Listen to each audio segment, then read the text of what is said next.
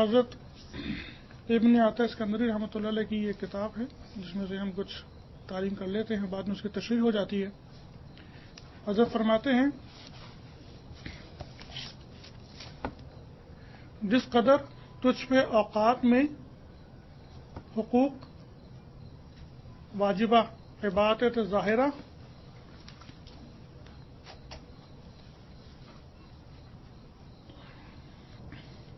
جس قدر تجھ پر اوقات میں حقوق واجبہ عبادت ظاہرہ مثل صلاۃ و صوم کے ہیں، اگر فوت ہو جائیں تو ان کی قضا ممکن ہے، اور معاملات باطنہ و واردات قلبیہ جو اوقات کی حقوق ہیں ان کی قضا کسی طرح ممکن نہیں، اس لیے کہ کوئی ایسا وقت نہیں کہ اس میں بجز خدا تعالی شانہ کا حق جدید یا امر محکم لازم نہ ہو۔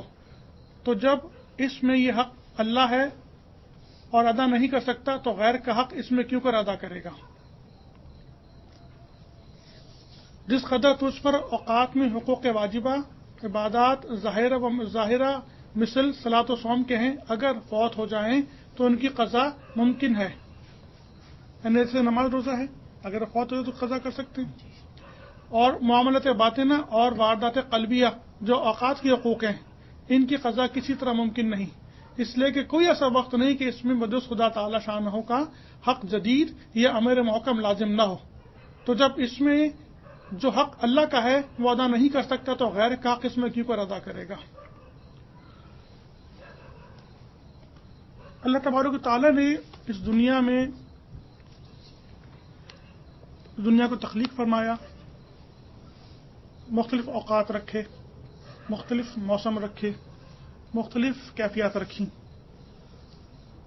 اور ہر وقت کا، ہر موسم کا، ہر کیفیت کا ایک اپنا تقاضا ہے۔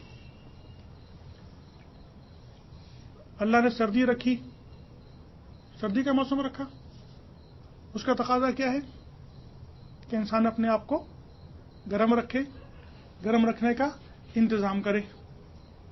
اسی طرح اللہ تبارک و تعالیٰ نے گرمی کا موسم رکھا، اس کا تقاضا کیا ہے کہ انسان اپنے آپ کو ٹھنڈا رکھنے کا انتظام کرے، اپنے آپ کو اس حال میں رکھے کہ وہ گرمی محسوس نہ کرے۔ اگر کوئی شخص سردی کے موسم میں اپنے آپ کو نہ چھپائے، سردی سے نہ بچائے، سردی سے بچنے کا انتظام نہ کرے، بلکہ الٹا وہ ٹھنڈے پانی سے نہا لے، بغیر گرم کپڑوں کے سردی میں باہر نکل جائے، تو کیا انجام ہے اس کا؟ نقصان، شدید نقصان بھی ہو سکتا ہے اور اس کی جان بھی جا سکتی ہے۔ اسی طرح اگر کوئی شخص گرمیوں میں اپنے اوپر گرم جو کپڑے اور چڑھا لے اور دھوپ میں جا کے بیٹھ جائے تو کیا ہوگا؟ نقصان، اس کی جان کا نقصان بھی ہو سکتا ہے اگر اس کو زیادہ گرمی لگ گئی۔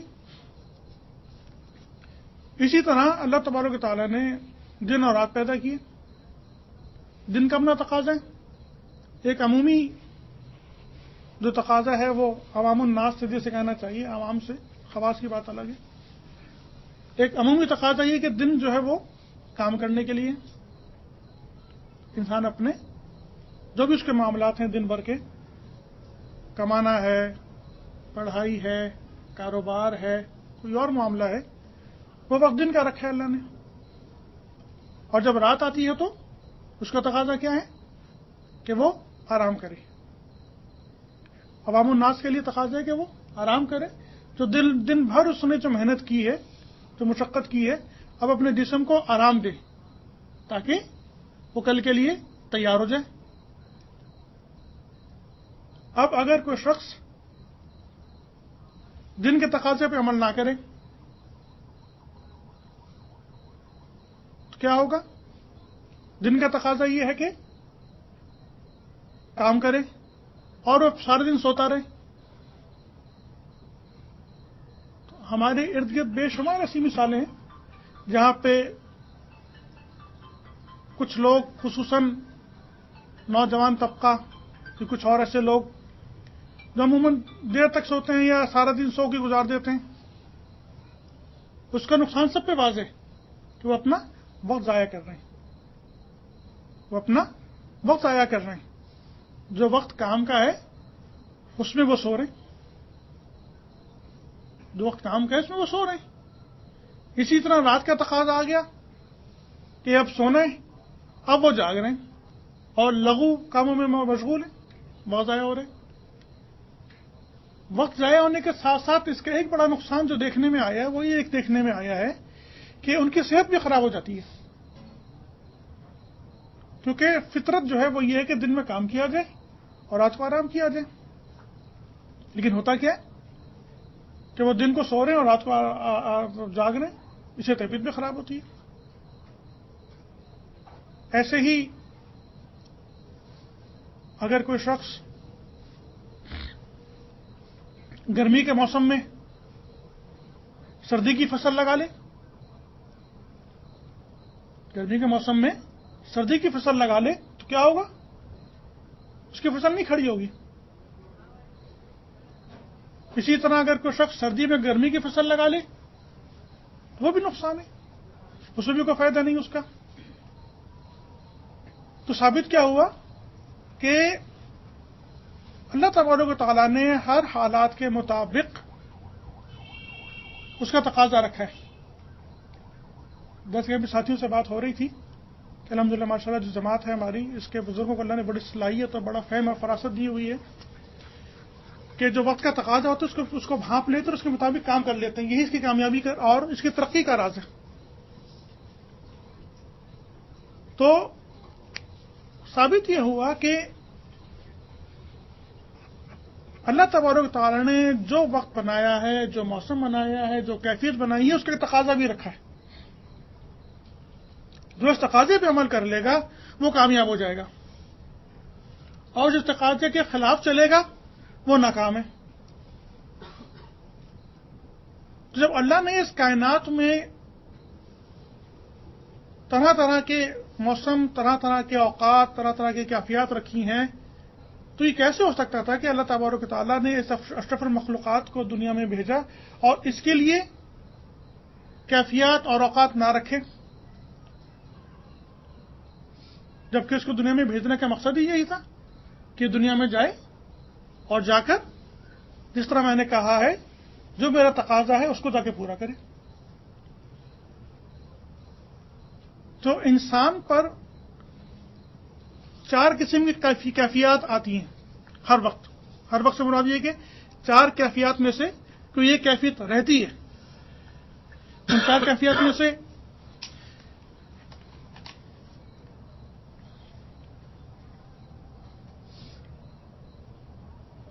پہلی کیفیت ہے نعمت کی، کہ وہ کسی نعمت میں مبتلا ہوگا، کوئی اللہ تعالیٰ کو نعمت دیں گے اس کو۔ دوسری کیفیت ہے مصیبت کی، کہ وہ پریشان ہوگا۔ تیسری کیفیت ہے طاعت کی، کہ اللہ کی بندگی میں مشغول ہوگا، عبادت میں مشغول ہوگا۔ اور چوتھی کیفیت ہے معصیت کی، کہ گناہ میں مشغول ہوگا۔ آپ غور کریں تو یہی 4 کیفیات ہیں، ٹھیک ہے، یہی 4 کیفیات ہیں جس سے کہ انسان پوری زندگی گزرتا ہے، پوری زندگی۔ یہ ضرور ہو سکتا ہے کہ کوئی کیفیت کسی کے لیے طویل ہو جائے، یہ ہو سکتا ہے۔ یہ بھی ہو سکتا ہے کہ کوئی کیفیت کسی کے لیے مختصر ہو، قلیل ہو، جلدی ختم ہو جائے۔ لیکن رہے گا ان 4 کیفیات میں سے کسی ایک میں، یا تو وہ خوش ہوگا، اللہ نے کوئی نعمت دی ہوگی، یا تو کوئی پریشان ہوگا، اللہ نے کسی مصیبت میں اس کو ڈال دیا ہوگا آزمائش کی خاطر، یا اس کے گناہوں کی وجہ سے، یا تو وہ عبادت میں مشغول ہوگا، اللہ کی اطاعت میں مشغول ہوگا، یا پھر گناہ میں مشغول ہوگا۔ یہ 4 کیفیات ہیں۔ اب ان کیفیات کو جب اللہ نے بھیجا ہے تو ان کیفیت کے تقاضے بھی بتائے کہ بھئی یہ کیفیت ہوگی تو یوں کرنا، یہ کیفیت ہوگی تو یوں کرنا۔ اس کیفیت کے، اس حالت کے تقاضے پہ عمل کر دو گے تو کامیاب، جو اس کے برخلاف کیا تو وہی حال ہوگا جو سخت سردی میں ٹھنڈے پانی سے نہانے کے نقصان ہی نقصان. اگر اللہ تبارک و تعالیٰ نے نعمت دی ہے، خوشی دی ہے، خوشحال رکھا ہے، تو اس کا تقاضا یہ کہ وہ شکر بجا لائے. اس کیفیت کا، اس حالت کا تقاضا ہے کہ شکر بجا لائے، اللہ تعالیٰ کے شکر میں مشغول ہو جائیں. اور اسی طرح اگر اللہ نے کسی مصیبت میں ڈال دیا، اس کو کسی پریشانی میں ڈال دیا کسی بھی وجہ سے، چاہے رفع درجات کے لیے، چاہے اس کی بدعمالی کی وجہ سے، اب اس کا تقاضا یہ ہے کہ وہ اس پہ صبر کرے اور رجوع اللہ بڑھا دے کہ یا اللہ یہ پریشانی، مصیبت آپ ہی کی طرف سے آئی ہے اور آپ ہی نے اس کو حل کرنا ہے.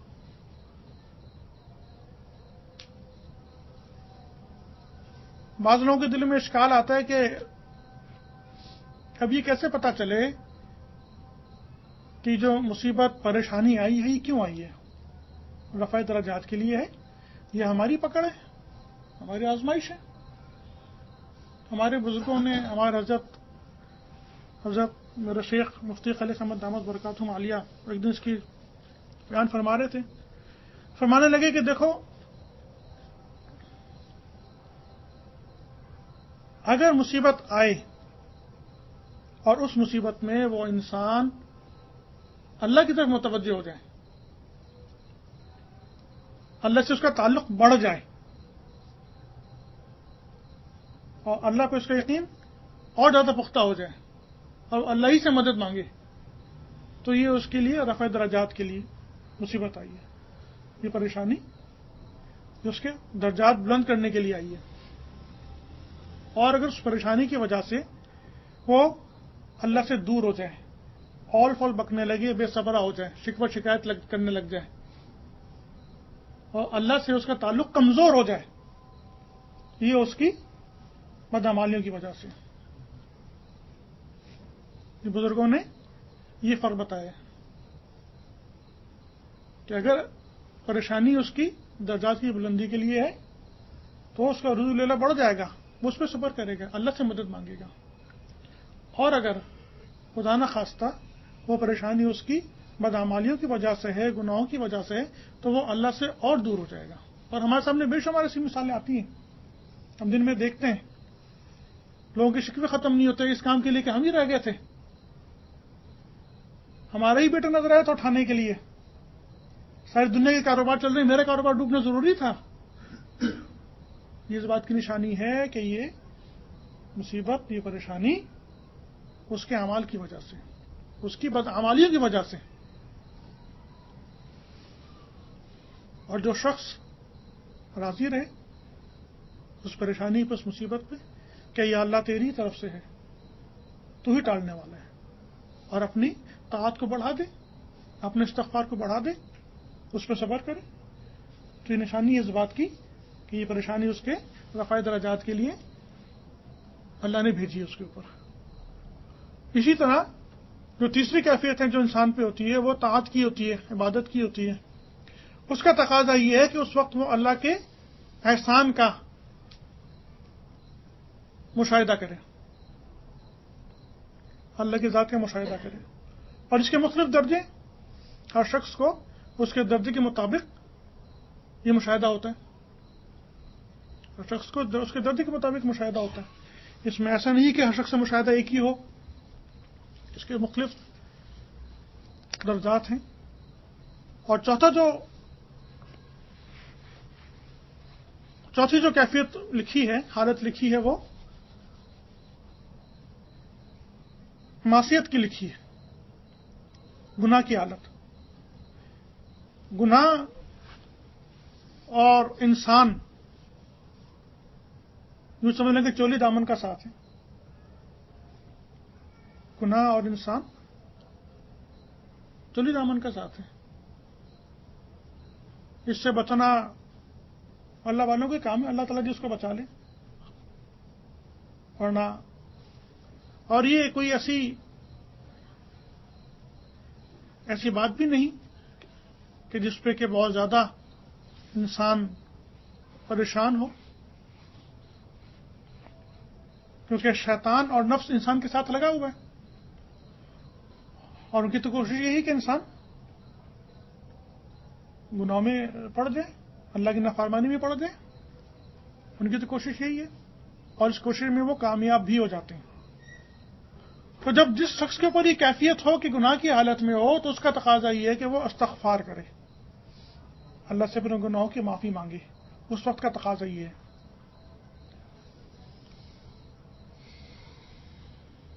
جب اللہ تبارک و تعالیٰ نے شیطان کو مردود قرار دیا اور اس کو راندہ درگاہ کیا، تو شیطان نے اس وقت کہا کہ اے اللہ مجھے مہلت دے کہ میں تیرے بندوں کو ورغلاؤں اور ان کو بھٹکاؤں. تو اللہ تبارک و تعالیٰ نے کہا کہ جا تجھے مہلت ہے وقت نامعلوم تک. اب یہ مہلت اس کو اللہ کی طرف سے ملی ہوئی ہے، اور یہی امتحان ہے دنیا میں آنے کا. اگر دنیا میں بدی کی قوتیں نہ ہوں اور وہ بدی پہ اکسانے والی نہ ہوں تو ہر شخص فرشتہ بن جائے گا. ہر شخص فرشتہ ہے. جب گناہ کا تقاضا دل میں نہیں آئے گا، گناہ کا تقاضا پیدا کرنے والا کوئی نہیں ہوگا، گناہ پہ اکسانے والا کوئی نہیں ہوگا، تو کیا ہوگا؟ ہر شخص عبادت پہ ہوگا، ہر شخص فرشتہ بن جائے گا، کیونکہ فرشتوں کے ساتھ ہیں. فرشتوں سے گناہ تو نہیں ہوتے. کیوں؟ اس لیے ایک تو وہ محفوظ اس لیے کہ ان کو کوئی اکسانے والا نہیں ہے، ان کے ساتھ نفس نہیں ہے ان کا، جو کہ انسان میں رکھا اللہ نے. تو گناہ کا ہو جانا یقیناً ایک فکر والی بات ہے، اللہ کی نافرمانی ہے، لیکن اللہ نے اس کا علاج بھی بتا دیا. اگر اللہ نے شیطان کو چھوٹ دے دی ہے تو اس کا مطلب یہ نہیں کہ اس نے اپنے بندوں کو بے آسرا کر دیا، لاوارث چھوڑ دیا. قطعاً نہیں ہے، قطعاً ایسا نہیں ہے. گناہ کرتے ہوئے تو شاید اس کے دل میں کچھ ہچکچاہٹ ہوگی، کچھ کوشش ہوگی، کچھ تگ و دو کرے گا، لیکن اس گناہ کو کرنے کے بعد خدا نہ خواستہ اس سے معافی اللہ نے بہت ہی آسان رکھی ہے. اس سے معافی اللہ نے بہت آسان رکھی ہے. صرف اتنا کہا کہ میرے بندے جب تجھ سے غلطی ہو جائے، تجھ سے گناہ ہو جائے، تو تُو نے کیا کرنا ہے؟ اول اس گناہ پہ نادم ہونے، یہ میں نے کیا کر دیا. اور یہ ہوتا ہے، یہ ایک فطری ہے. یہ اللہ تبارک و تعالیٰ نے انسان کے اندر ایک فطری چیز رکھی ہوئی ہے کہ جو بھی شخص، چاہے وہ مسلمان ہو چاہے وہ غیر مسلم ہو، جب کوئی غلط کام کرتا ہے تو غلط کام کرنے کے بعد اس کے دل میں ایک چبھن سی خلش سی آ جاتی ہے، میں نے غلط کیا ہے. کسی نے کسی کو گالی نکال دی، حق کھا لیا، مار پیٹ کر دی ناجائز، تو وہ جب وہ وقت گزر جائے گا اس کا جس میں اس کے اوپر جوش ہوتا ہے اس کام کو کرنے کا، تب اس کو ٹھنڈا ہو جائے گا تو پھر سوچتا ہے ایک لمحے کو بیٹھ کے کہ میں نے غلط کیا، نہیں کرنا چاہیے تھا. اگر اس میں انسانیت ہے تو اللہ تعالیٰ فرماتے کہ اے بندے بس اس پر نادم ہو جا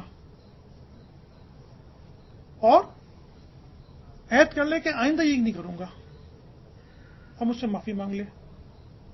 تو نے جو کچھ بھی کیا میں اس کو معاف کر دوں گا. اے میرے بندے تو اس زمین اور آسمان کو گناہوں سے بھر دے، زمین اور آسمان کو گناہوں سے بھر دے، اور بھرنے کے بعد مجھ سے کہے کہ اللہ غلطی ہو گئی، نادم ہوں، آئندہ نہیں کروں گا. بس کافی ہے. میں نے تجھ سے ناک سے لکیریں نہیں نکلوانی، میں نے تجھے ناک سے لکیریں نہیں نکلوانی، تجھے میں نے دھکے نہیں دینے، تجھے میں نے یہ نہیں کہا کہ ابھی نہیں، ایک دفعہ کی معافی پہ اتنے بڑے گناہ، اتنے سارے گناہ معاف نہیں کروں گا، ایسے نہیں کروں گا. یہ نہیں کہا اس کو، صرف یہ کہا اے میرے بندے تو اگر زمین اور آسمان کو گناہوں سے بھر دے گا اور اس کے بعد کہ مجھ سے معافی مانگے گا تو میں معاف کرنے میں دیر نہیں کروں گا. میں پہلی دفعہ میں تجھے معاف کر دوں گا، اور جو کچھ تو نے کیا ہے ان سب کو بھلا دوں گا. میں ان فرشتوں کو بھلا دوں گا جنہوں نے اس کو لکھا ہے. میں وہ کھاتے مٹا دوں گا جن کھاتوں پہ یہ لکھا ہوا ہے. میں فرشتوں کو بلا دوں گا جنہوں نے اس کو دیکھا ہے. میں تیرے جسم کے اعضوں کو بلا دوں گا جنہوں نے یہ گناہ کیے ہیں، تاکہ قیامت کے دن وہ تیرے خلاف گواہی نہ دے سکیں. میرے بندے سارے کام کروں گا. بندہ کمزور ہے، انسان کمزور ہے، اس میں کوئی شک نہیں. ہمارے جو انگریز ہیں وہ بھی اس بات کو مانتے ہیں. وہ بھی کہتے ہیں بندے سے غلطی ہو سکتی ہے. انگریزی کا مقول ہے ٹو ار از ہیومن. یہ غلطی کرنا انسان ہے، انسان کی فطرت ہے. انسان کمزور ہے،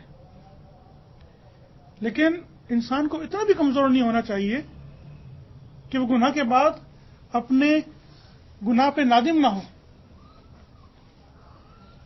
انسان کو اتنا بھی کمزور نہیں ہونا چاہیے کہ گناہ کے بعد اپنے گناہ پہ شرمندہ نہ ہو. انسان کو اتنا بھی کمزور نہیں ہونا چاہیے کہ گناہ کرنے کے بعد وہ اپنے اللہ سے معافی مانگ لے. کم از کم اتنا کمزور انسان کو نہیں ہونا چاہیے. کمزوری ہے، اس میں کوئی شک نہیں ہے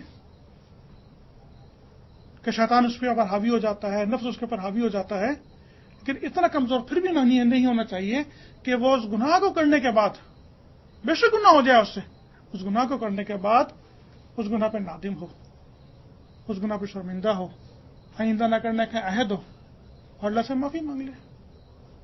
اتنی قوت کم از کم ضرور اس کے اندر ہونی چاہیے. اتنی قوت اس کے اندر کم از کم ضرور ہونی چاہیے کہ وہ سارے کام کر لے. اللہ تبارک و تعالیٰ فرماتے ہیں کہ اے میرے بندے، اگر تو 100 دفعہ توبہ توڑے گا تو میں 100 دفعہ تجھے معاف کروں گا، لیکن معافی مانگ تو صحیح، مجھ سے معافی مانگ تو صحیح.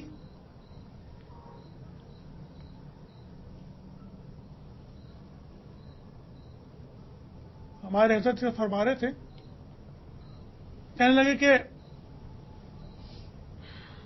ایک شخص ہے، گناہ کرتا ہے، پھر معافی مانگ لیتا ہے، پھر گناہ کرتا ہے، پھر معافی مانگ لیتا ہے، پھر گناہ کرتا ہے، پھر معافی مانگ لیتا ہے.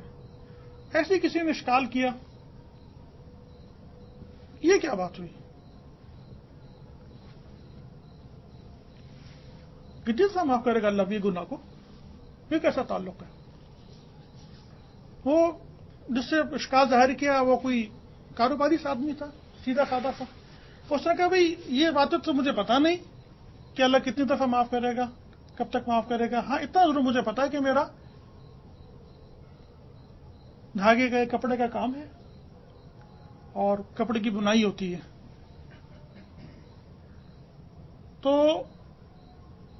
اس میں کچھ دھاگے ٹوٹ جاتے ہیں، تو میں ان دھاگوں کو جوڑ دیتا ہوں. کہتا ہے کہ مجھے اللہ کا تو نہیں پتا، لیکن مجھے اپنا پتا ہے کہ میری پھر توجہ اس دھاگے پہ زیادہ ہوتی ہے جو ایک دفعہ ٹوٹ چکا ہوتا ہے. میری توجہ اس دھاگے پہ زیادہ ہوتی ہے جو ایک دفعہ ٹوٹ چکا ہوتا ہے، بنسبت اس دھاگے کے جو کبھی نہ ٹوٹا ہو. اور عجیب بات جو ہے وہ یہ ہے کہ اس دنیا میں تمام معاملات جو بھی ہیں وہ اللہ کی ذات کے پرتوں ہیں. انسان کے اندر رحم کا اگر صفت ہے تو وہ اللہ کی ذات کا پرتو ہے. تمام معاملات جو ہیں وہ کسی نہ کسی درجے میں اللہ کی ذات کے پرتو ہیں. محبت کا جو معاملہ رکھا ہے اللہ نے، معافی کا جو معاملہ رکھا ہے اللہ نے، یہ سارے اللہ کی ذات کے وہ ہیں، اللہ کی صفات ہیں ساری ہیں، جو کہ انسانوں پہ تقسیم کی ہیں کسی درجے میں.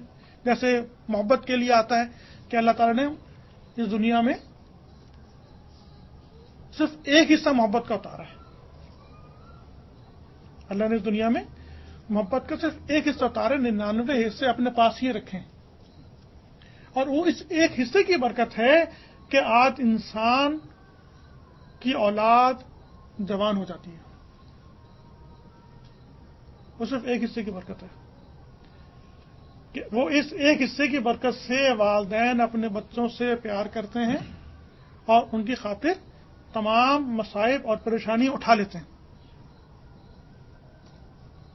ماں اگر دیکھتی ہے کہ بچے نے پیشاب کر دیا اور جگہ گیلی ہو گئی ہے تو وہ اس کو سوکھی جگہ پہ لیٹا کے خود اس کی جگہ پہ لیٹ جاتی ہے. کس وجہ سے؟ وہ صرف ایک حصے کی برکت سے. باپ اگر سارا دن مشقت کرتا ہے اور مشقت کر کے اپنے بچوں کی پرورش کا انتظام کرتے تو کس وجہ سے؟ وہ صرف ایک حصے کی وجہ سے.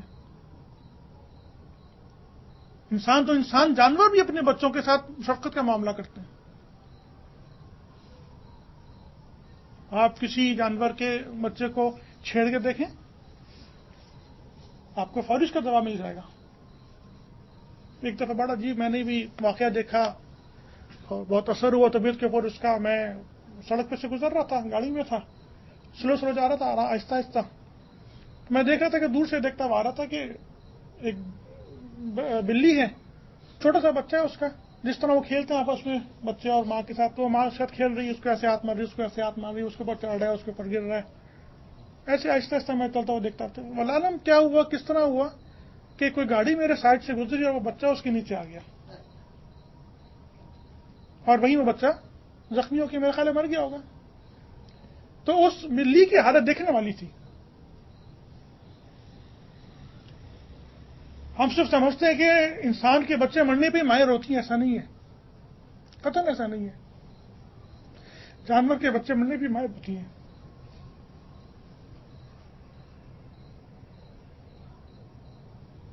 اور یہ کس کی وجہ سے؟ صرف اس ایک حصے کی وجہ سے جو اللہ نے زمین پہ اتارا ہے. تو جب اس ایک حصے کی اتنی برکت ہے تو 99 سے تو اسی کے پاس ہیں بھائی. 99 سے بھی اسی کے پاس ہیں. وہ ہماری ماں سے بڑھ کے زیادہ شفیق ہے، زیادہ رحم کرنے والا ہے. آج اگر ہم اسی والدین کے جنہوں نے جو ہمارے لیے جان نچھاور کرتے ہیں ان کے اگر مسلسل نافرمانی کریں تو کیا ہوگا؟ ایک وقت آتا ہے وہ گھر سے نکال دیتے ہیں اور جائیداد سے آگ کر دیتے ہیں. ایک وقت آ جاتا ہے، پھر بھی ایک وقت آ جاتا ہے کہ والدین کے ہاتھ اٹھ جاتے ہیں بد دعا کے لیے. ایک وقت آ جاتا ہے. لیکن اگر ایک شخص ساری زندگی، تمام کی تمام زندگی اللہ کی نافرمانی میں گزارتا ہے اور مرنے سے پہلے اگر وہ متوجہ ہو جاتا ہے اور معافی مانگ لیتا ہے تو اللہ تعالیٰ اس کو یہ نہیں کہے کہ تو نے بہت دیر کر دی، تو نے تو ساری زندگی گزار دی، اب میرے پاس کیا کرنے آیا ہے؟ اب تو اپنی موت سامنے نظر آ رہی ہے تو تم مجھ سے معافی مانگ رہے ہیں؟ نہیں، قطعاً نہیں. خدا کی قسم اللہ تبارک تعالیٰ اسی وقت اس کی معافی کو قبول کر لیتے ہیں.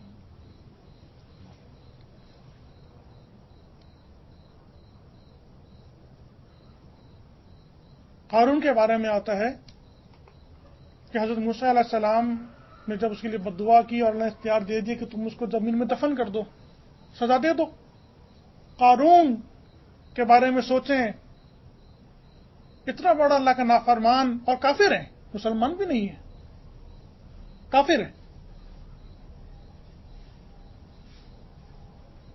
جب وہ زمین کے اندر دھسنا شروع ہو گیا تو اس نے موسیٰ سے کہا، اے موسیٰ مجھے معاف کر دے، اے موسیٰ مجھے معاف کر دے. تو موسیٰ فرماتا ہے نہیں نہیں نہیں. تو آخر کیا ہوا؟ زمین میں غرق ہو گیا، دفن ہو گیا. جب یہ کام ہو چکا تو اللہ تبارک تعالیٰ نے فرمایا کہ اے موسیٰ، قارون تو سے معافی مانگتا رہا، تو نے ایک دفعہ بھی اس کی نہ سنی. میں اپنی عظمت کی قسم کھا کے کہتا ہوں کہ اگر مجھ سے ایک دفعہ معافی مانگتا تو میں اس کو معاف کر دیتا. اگر وہ مجھ سے معافی مانگتا ایک دفعہ بھی تو میں اس کو معاف کر دیتا.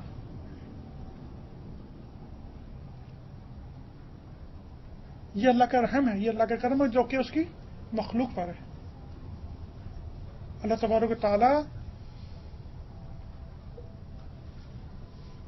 اپنی مخلوق پہ بے حد رحیم ہے. یہ بالکل ایسا ہی معاملہ ہے کہ اگر ایک شخص کے بیٹے ہیں 2 ہیں 4 ہیں، ان میں سے 2 فرما بردار ہیں اور 2 نافرمان ہیں، جو کہ اس کو ہر وقت پریشان رکھتے ہیں اپنے باپ کو. وہ ان سے نالا تو ہوگا، غصہ تو کرے گا، لیکن کیا ہوگا؟ کبھی ان کو بد دعا نہیں دے گا، کبھی یہ نہیں چاہے گا کہ یہ مر جائیں خدا نخواستہ. ان کی ہمیشہ ہدایت کی دعا کرتا رہے گا. وہ ہمیشہ ان کی ہدایت کی دعا کرتا ہے کہ یا اللہ ان کو ہدایت دے دے، یا اللہ ان کو ہدایت دے دے، یا اللہ ان کو ہدایت دے دے. ایسے ہی یہ تمام اللہ کی مخلوق ہے، یہ تمام اللہ کی مخلوق ہے. اب چاہے وہ مسلمان ہو گیا یا چاہے وہ کافر رہا، ہے تو اللہ کی مخلوق، ہے تو اللہ کی مخلوق.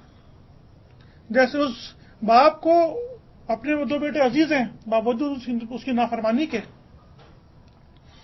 ایسے ہی اللہ کو اپنی یہ مخلوق بھی عزیز ہے باوجود اس کے شرک کے اور کسی کفر کے. اور اسی کے لیے اللہ نے نظام چلایا پوری دنیا میں انبیاء کرام کا کہ جاؤ میرے ان بندوں کو، میری اس مخلوق کو دعوت دو، سمجھاؤ، ان کو بتاؤ کہ تم کون ہو اور کس نے تمہیں پیدا کیا. اور وہی کام جب سے دنیا بنی ہے یہ دنیا بغیر کسی نبی کے نہیں رہی، بغیر کبھی رسول کے نہیں رہی. حضرت آدم علیہ السلام کو دنیا میں جب اتارا گیا تو نبوت کے ساتھ اتارا گیا. ایسا نہیں کہ ان کو پہلے اتارا گیا بعد میں کچھ ایسے بات نبوت دی کہ نہیں، ان کو نبوت کے ساتھ دنیا میں اتارا گیا. ان دنیا میں کوئی بھی ایک وقت ایسا نہیں رہا کہ جب دنیا میں ہدایت دینے والے اللہ کے بندے موجود نہ ہوں، نبی موجود نہ ہو. اور یہ سلسلہ ختم ہوا ہمارے آخری نبی صلی اللہ علیہ وسلم کے زمانے پر، ان پر، اور وہ قیامت تک کے نبی ہیں. اللہ نے اس کام کو ان کے نائبین سے لے لیا اور ہر شخص اپنے اپنے شعبے میں اس کام پہ لگا ہوا ہے.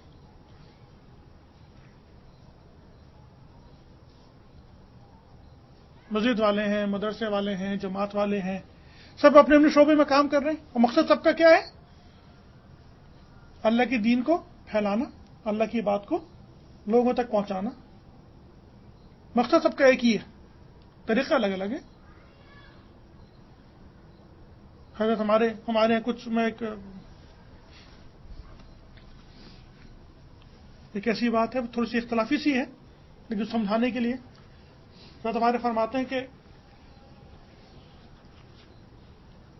ہمارے ہاں آج کل یہ بڑا فتنہ ہے کہ جو جس شعبے میں کام کر رہا ہے وہ اسی شعبے کو صحیح سمجھتا ہے. جو جس شعبے میں کام کر کے تب میں ہی صحیح ہوں، میری شعبہ صحیح ہے، باقی لوگ صحیح ہے. عمومی سے فتنہ سے یہ بھی شیطان کا ہی غالباً یقیناً وہ ہے، خربہ ہے. حضرت بڑی عجیب بات، بڑی پیاری بات فرمائی. فرمانے لگے کہ 4-5 اندھے تھے. انہوں نے کہا ہم نے ہاتھی دیکھنا ہے.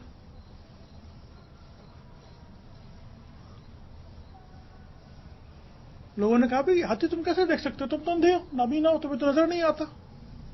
کہا نہیں ہمارا اپنا انداز ہے، ہم دیکھ لیں گے، آپ ہاتھی منگوا لو. اسی منگوا لیتے، منگوا لیا. اب وہ 4-5 نابینا اس کو چمٹ گئے. کچھ کو ٹانگ کو پکڑ کر ٹٹول رہا ہے، کچھ کو پیٹ کو پکڑ کر ٹٹول رہا ہے، کچھ کی سونگ کو پکڑ کر ٹٹول رہا ہے، کچھ دم پکڑ کر ٹٹول رہا ہے. تو اچھی طرح انہوں نے ہاتھ لگا لیا. اب لوگوں نے پوچھا ہاں بھی بتاؤ ہاتھی کیسا ہے، دیکھا تم نے؟ لیکن نے کہا ہاں جی دیکھا، تو وہ ستون کی طرح ہے، لمبا لمبا. اس کا نہیں، دوسرے کا پاگل ہو گیا، تم نے کچھ دیکھا ہی نہیں. وہ تو گول گنبد کی طرح ہے، بالکل گول گول سا، جس کا ہاتھ پیٹ پہ پڑ گیا. تیسری نماز لگی، اب تم لوگوں نے تو کچھ دیکھا ہی نہیں، وہ تو ایک پائپ کی طرح ہے بالکل، جس کے ہاتھ میں سونڈ آ گئی. ہر جس کے ہاتھ میں جو چیز آئی اس نے اپنا تجربہ بیان کیا. تو فرماتے ہیں کہ ایسا نہیں ہے، قطعاً ایسا نہیں ہے، بلکہ ایسا کہ ان سب چیزوں کو ملاؤ گے تو ہاتھی بنے گا. ان سب چیزوں کو ملاؤ گے تو ہاتھی بنے گا. اسی طرح دین کے جس تمام شعبوں کو ملاؤ گے تو دین بنے گا. یہ سارے شعبے الگ الگ کوئی کچھ نہیں ہے. سب کے ذمے اپنے اپنے کام ہیں اور سب اپنے اپنے شعبے میں کام کر رہا ہو. جب تک یہ ملیں گے نہیں دین مکمل نہیں ہوگا. عجیب حضرت نے دوسری بات ہمیں سمجھائی. آگے حضرت فرماتے ہیں اس میں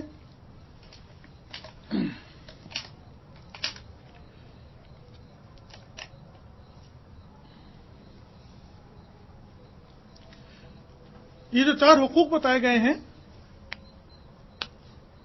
یہ 4 حقوق جو بتائے گئے ہیں پیچھے، نعمت، مصیبت، طاعت اور معصیت. اگر آپ غور کریں تو 2 طرح کے حقوق اس میں لکھے ہیں حضرت نے. ایک طرح کے وہ حقوق جو کہ وقت معین پہ آپ نے کرنے، نماز، روزہ، زکوٰۃ، حج، دوسری عبادات جن کا ایک وقت مقرر ہے. وقت پہ اگر نہیں کر سکے تو کیا ہوگا؟ قضا کا ایک انتخاب دے دے گا، ٹھیک ہے آپ قضا کر لیں. کسی کی نماز رہ گئی اسے بعد میں پڑھ لی، کسی کے روزے رہ گئے اسے بعد میں پڑھ لی، بعد میں رکھ لیے.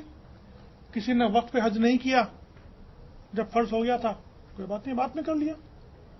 اسی طرح زکوٰۃ کا معاملہ ہے.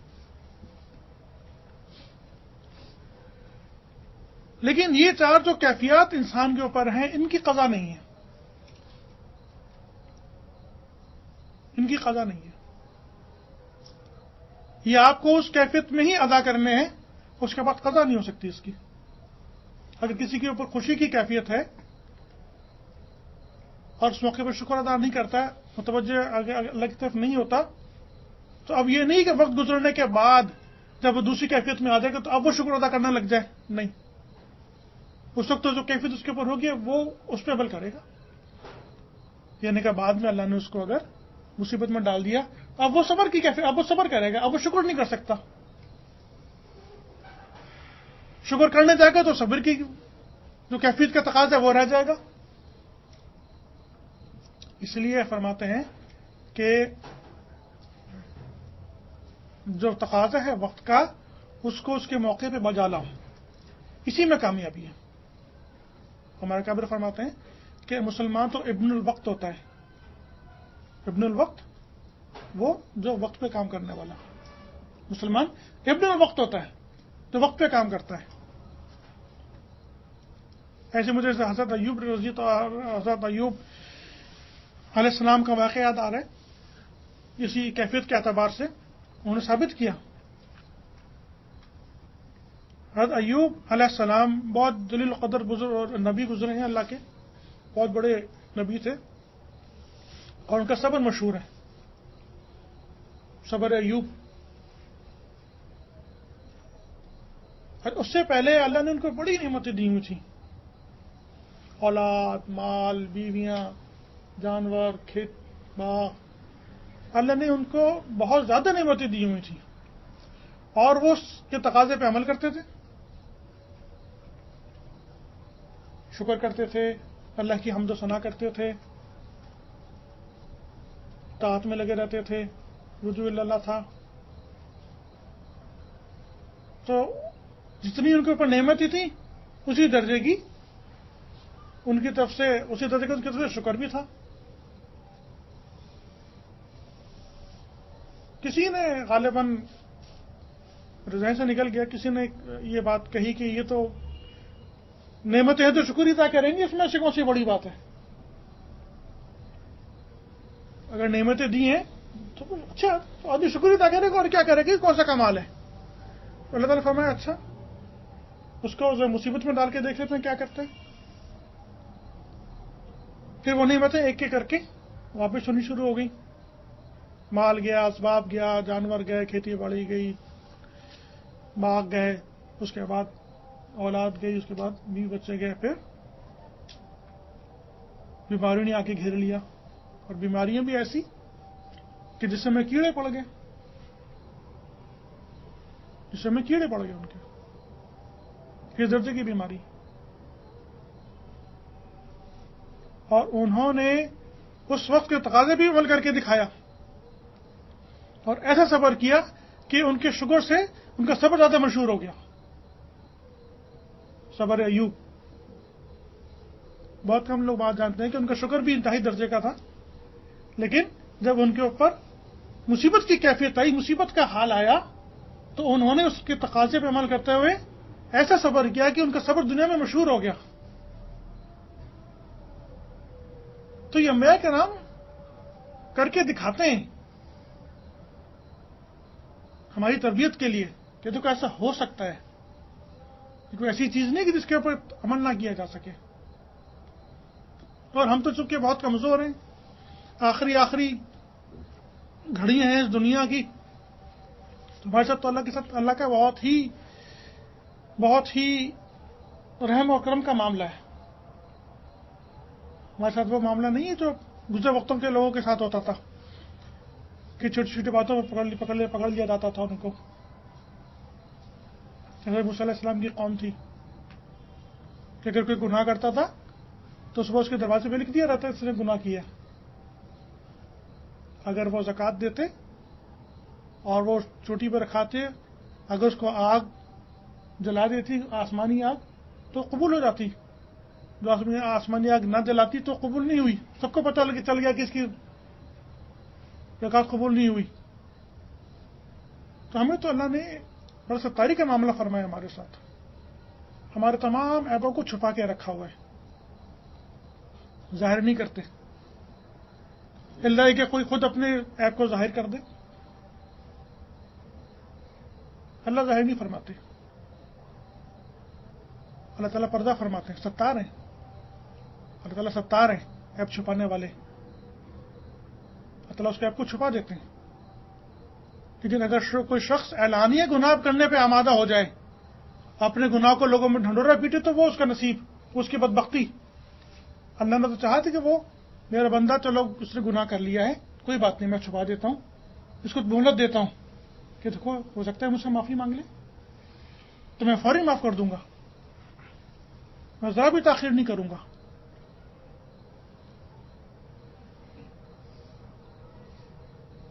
قیامت کے دن جب قیامت برپا ہوگی، حساب کتاب ہوگا، اس دن بخشش جو ہے وہ بٹ رہی ہوگی. بخشش بٹ رہی ہوگی اس دن، جسے بٹنا کہتے ہیں نا، جسے کس طرح ہوگی اس دن بخشش بٹ رہی ہوگی. اللہ تعالیٰ بے شمار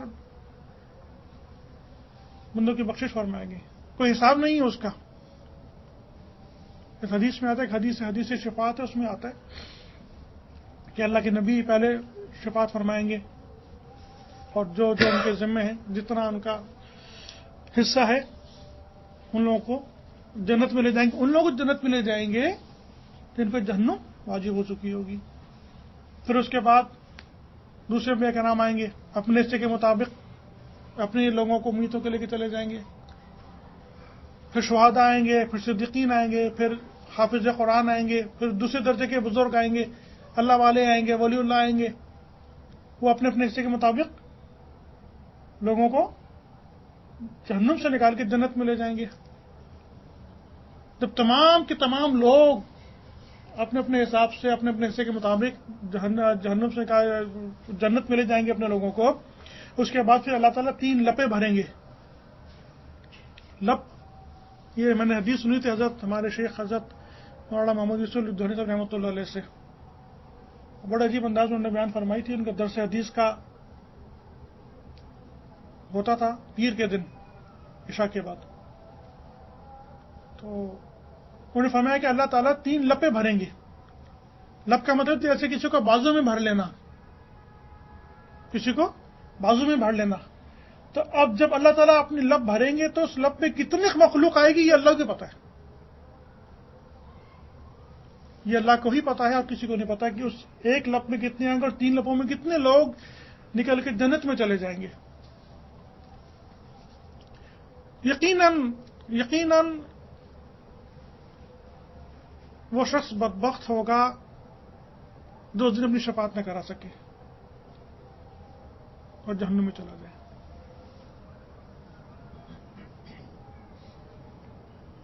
یقیناً ہم جیسے لوگوں میں سے ہی کچھ لوگ ہوں گے.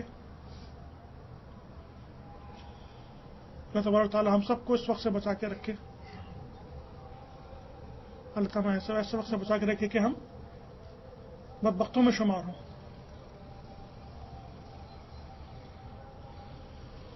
اور اس کا آسان سا طریقہ یہ ہے جو میں سمجھتا ہوں اللہ کی رحمت کو متوجہ کرنے کے لیے کہ گناہ ہو رہا ہے، ٹھیک ہے، کوئی بات نہیں، انسان کمزور ہے، شیطان نفس ساتھ لگا ہوا ہے، لیکن اس گناہ پہ اصرار نہ کرے، اس گناہ پہ اصرار نہ کرے، اپنے گناہ پہ نادم ہو جائے، شرمندہ ہو جائے اور اللہ سے معافی مانگ لے. حضرت مجذوب رحمۃ اللہ علیہ کا ایک شعر ہے، نہ چت کر سکے نفس کے پہلواں کو تو ہاتھ پاؤں یوں بھی ڈھیلے نہ ڈالے. نفس کو پہلوان سے تشبیہ دی انہوں نے، کشتی، نفس کے ہاتھ کشتی ہوتی ہے. نہ چت کر سکے نفس کے پہلواں کو تو ہاتھ پاؤں یوں بھی ڈھیلے نہ ڈالے. ارے اس سے تو کشتی ہے عمر بھر کی، کبھی وہ دبا لے کبھی تو دبا لے. نسخہ بتا دیا زندگی کیسے گزارنی ہے. فرماتے ہیں کہ مجھے یقین ہے، مجھے اللہ کی ذات سے امید ہے کہ جب اس طرح زندگی گزرے گی تو آخری دو آپ کا ہی چلے گا اور آپ یہاں سے نفس کو دبا کے نکل جائیں گے، نفس کو چت کر کے نکل جائیں گے. یہ طریقہ بتایا بزرگوں نے ہمیں اس کا. ارے اس سے تو کشتی ہے عمر بھر کی، کبھی وہ دبا لے کبھی تو دبا لے. جب اس نے دبا لیا کھڑے ہو کے اللہ سے معافی مانگ لی، اور جب آپ نے دبا لیا تو اللہ تیرا شکر ہے، تو نے توفیق دی. مجھے کیوں پتہ نہیں اس بات کا یقین سا ہے کہ جو اس طریقے سے زندگی گزار لے گا انشاءاللہ وقت میں بھی اللہ کی رحم کو متوجہ کر لے گا. اللہ تعالیٰ اس کو رائے گا نہیں کریں گے. جیسے ایک شخص ہوتا ہے نا، حضرت نے بڑی ایک عجیب مثال دی. فرماتے ہیں کہ ایک شخص ہے جس سے کہ دو محبت کرنے والے ہیں.